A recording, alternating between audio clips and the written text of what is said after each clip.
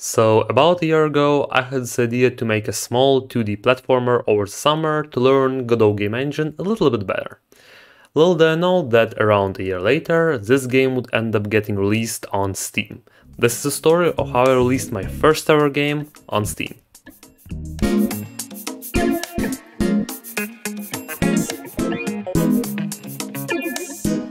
The idea was the following: a 2D puzzle platformer where the player can switch between three different forms: square, short and tall, with each one having different jump velocities, different speeds and different hitboxes. The player uses those abilities to traverse levels by pushing boxes, pressing buttons and more. So it's basically a puzzle game like Portal, except it's like totally different and not good at all. So I created a new Godot project and added a player, but we need some sprites for him. So I went into Piskel and created three forms: tall, square and short. Jesus Christ. Then I made some transition frames and coded some base logic into the game. And now we have this. I mean, he looks a bit scuffed, but his body is definitely working and he is aware of that, and that's good. I also added a box which can get pushed around, and his little brother, so that the big guy pushes a big box and small guys push small boxes. And when a big guy pushes a small box, well... We also need some area where the player can convert between states, because allowing him to do that everywhere would cost a whole lot of unnecessary work. So I made a converter block that has some assigned state and can switch states with the player. A game like this should also have a proper save system, but that's easy to do. It'll take me like around 2 hours or so to get this sorted out. Alright, this took me 2 freaking weeks, but the save system is now fully functioning, and here's how I tried to do it and here's how I did it. When the player walks onto the checkpoint, all of the objects that are around him are getting saved to a file, their positions, their state, etc. Afterwards you can move the objects to different places, and when you press the reload button, the entire room will reload, putting the objects back into their place. Just like that. Then I added some power-ups like double jump, added a tile set and started making levels. The structure of a level is as following. Each level has 3 to 4 rooms, with a unique puzzle inside each of the rooms, with most of the rooms being isolated from one another, so no interconnections. Oh, and I also added a white block that just fucking kills you. And that's when the Steam incident happened. A guy at my university offered me to release the game on Steam, to which I replied that I have some financial problems, and he said that he is going to help me with that. However, I have to make 3 chapters, 28 levels, 4 bosses, around 8 new mechanics, a dynamic choice system for different endings, an achievement showcase system, and much more. And I mean, obviously this is a bad idea. I'm firstly going to get depressed and fail university. And like, there's no guaranteed good outcome for me to join his proposition. Like, why would I even... Sure, I'm in. Why did I even type that?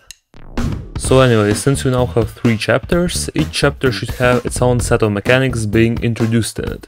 And I thought of the following distribution. The first chapter introduces us the very basic mechanics to give the player an idea of what's about to come. For example, conversion and door. The second chapter will be completely movement based, and everything out there will be trying to kill you. For example, lasers, cannons, cans of baked beans, and everything else a living creature could be killed with. And the third chapter will introduce the idea of thinking, which should have probably been introduced a little bit sooner in a puzzle game, but anyway, here we are. In this chapter, the rooms will be strongly interconnected and you need to think of an entire level as a whole. This gives me a possibility to make the puzzles even harder and to get depressed even more, I guess. And also at the end of each chapter there will be a boss, which on its own will introduce a new mechanic into the game, which is based on the mechanics of that respective chapter that the boss is after. Well, I guess it's coding time. But first we need some graphics, so I booted up Piskel, what the hell? And drew some animations for doors, buttons, lasers, barriers, cannons and more. Then I took some time to code the logic, animate and add particles for each object. And when I say some time, due to university being a bottleneck, it took me around 2 months or so. But now we have doors that can be opened and closed with a button press, lasers that essentially do the same, cannons that over time shoot something that is supposed to be similar to a bullet, and barriers that allow the moving of object through but stop the player. And now with all of those building blocks, it's finally time to make some levels, which is definitely the most time consuming part of the entire project. And here's how the efficient, map making process looked like for me. So what you do is you take the notebook, you take the pen, and after a while out comes something like, hold up, something like this. Jesus Christ. And after you made your absolute abomination of a level, then you take your monitor, you take a notebook, and then you just... And then it suddenly appears in my game. Amazing.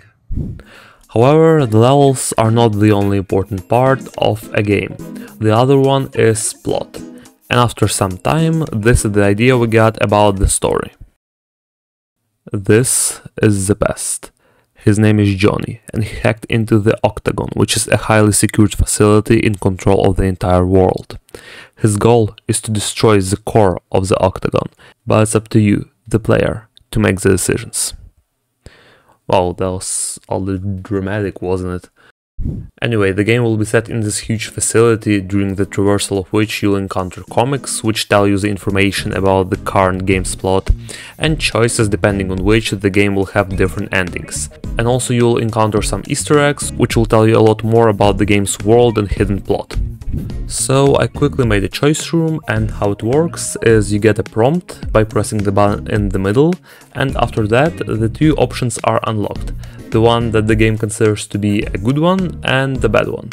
After picking your option, you get the corresponding image to that exact option, and the game logs your decisions and gives you different stories and ending possibilities based on your choices throughout the game. And also, I may have not had the proper choice images during development, so I just used placeholders. Yeah.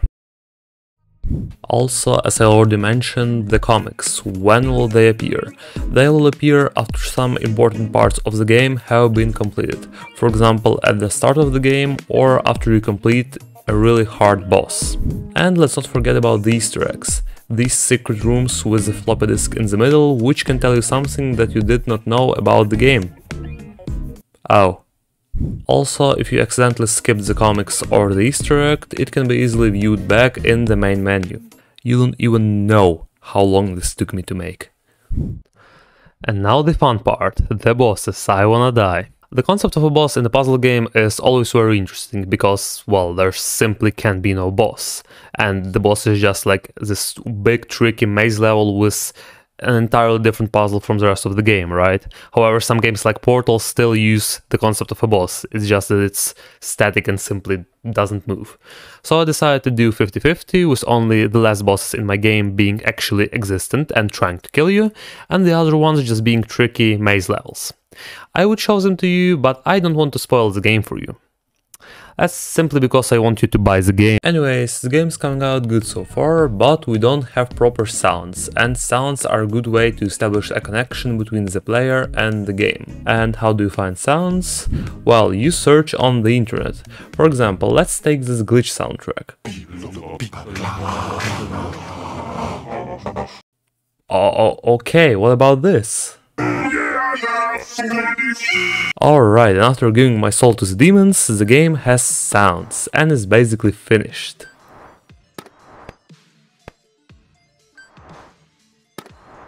But there's one more thing. We are releasing this game to Steam, remember? And even though the publishers are responsible for the Steam page and all of that, I still need to integrate Steam achievements and cloud saving into my game. But, I mean, I'm sure it's easy. There has to be a ton of different information on the internet how to do it, right? No, there's not. And after recompiling the engine 8 times and apparently even helping the developer fix a bug in the process, we now have achievements and even cloud saving. And with all of that, the game is finally ready to be released. Well, if you didn't miss the Steam release date by like 8 days, but that's... And it's out, finally. This is how I accidentally released my first ever game to Steam. The link to the Steam page is down in the description below, and currently the game is on 50% discount at Steam Summer Sale, so if you want to copy, you should definitely get one right now.